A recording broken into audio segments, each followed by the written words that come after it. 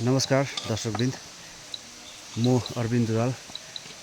आज यो बुमटार सद्भावना समाजको तर्फबाट हाम्रो प्रेसिडेन्ट सञ्जय माया तामाङको निर्देशकतामा लो दर्शकवृन्द हेर्नुहोस्, हामीले यसरी आज काम सुरु गऱ्यौँ। सफाइको काम यो तल हाम्रो बुमटार लोवर बुमटार जेल फाटकदेखि उकालो सिसी फुटपाथबाट हामीले काम गर्दै जाँदैछौँ, सफाइ अभियान गर्दै जाँदैछौँ।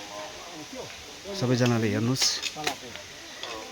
यस्तो साह्रो घारी झोडी भएको थियो। यो मच्छरको घारी, बाँस घारीले गर्दाखेरि यति साह्रो बेसी मच्छर, प्लास्टिकहरू, मैलाहरू, प्लास्टिकको बोतलहरू फुटेको इत्यादिहरू यहाँ थियो र हामीले यो साफसफाइ गर्नु अनिवार्य सम्झेर र हाम्रो प्रेसिडेन्ट नानाकोबाट दुई शब्द यहाँ भिडियोमा अलिकति एक दुई शब्द भन्नुहोस् न। भन्नु नि, के भन्नु अब मैले। ठिकै छ त अन्त सबै उहाँ हाम्रो प्रेसिडेन्ट हुनुहुन्छ। उहाँको निर्देशकतामा हामीले यो बुमटार सद्भावनाको समाजले हामीले काम सफाइ अभियानको काम हामीले सुरु गऱ्यौँ। आज आइतबारको दिन र यसरी हामीले तलसम्म रोडसम्म हामीले सफाइ गर्ने निर्णय लिएको छौँ। सबैजनाले हेर्नुहोस्,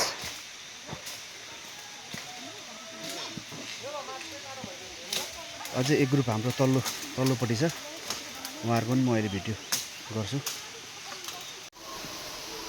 हेर्नुहोस् दर्शकवृन्द, यो बाटोको हालत यस्तो छ, प्लास्टिकहरू मान्छेले यसरी खाएर फालेको छ वरिपरि। यो त अलिक कम्ती रहेछ, झारहरू माथि योभन्दा डरलाग्दो झोडी थियो, डिलमाथिबाट आएको। यो त यो काम हाम्रो हुँदैछ, पानी पनि पर्दैछ र पनि हामीले काम छोडेको छैन। यहाँ हाम्रो आयुर्वेदको साहब हुनुहुन्छ, शेखर साहब। गुड मर्निङ साहब। गुड मर्निङ है सबैजनालाई। ल गरौँ राम्रोसँगले। यहाँ हाम्रो भाइ, हाम्रो दिदी हुनुहुन्छ।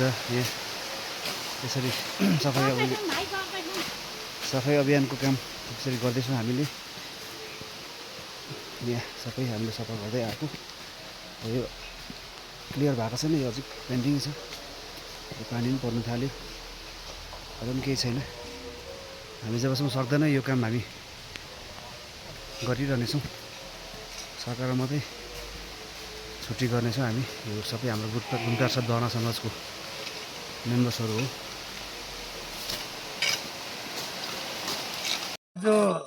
को सफाइ अभियान तल जेल फाटक मेन रोडदेखि लिएर यो फुटपाथ हामीले उकालो हुँदै हामी यो माथि तपाईँको यो बेथल एकाडेमी स्कुलसम्म चाहिँ हामीले यो फुटपाथलाई हामीले सफाइ अभियान गरिरहेको छौँ। हाम्रो सद्भावना समाज बुमटारबाट एउटा सानो नयाँ समाज बुमटार सद्भावना समाजबाट हामीले यो गरेछौँ। हाम्रो यहाँ प्रेसिडेन्टहरू हुनुहुन्छ, सबै हुनुहुन्छ, हाम्रो साथीभाइ सबै तलसम्म हुनुहुन्छ। हेर्नुहोस्, सबै हाम्रो सफाइ अभियान चलिरहेछ र यो सफाइ अभियान तल जेल फाटकको मेन रोडसम्म हाम्रो यो सफाइ अभियान बेलुकी 4 बजीसम्म चल्नेछ भन्दै हाम्रो आजको यहाँ भरतज्यूले पनि आज यो सफाइ अभियान गरिरहेछ। हाम्रो यहाँ नानाहरू हुनुहुन्छ, सबै तल हाम्रो यहाँ सबै प्रकाशज्यूहरू सबै हुनुहुन्छ।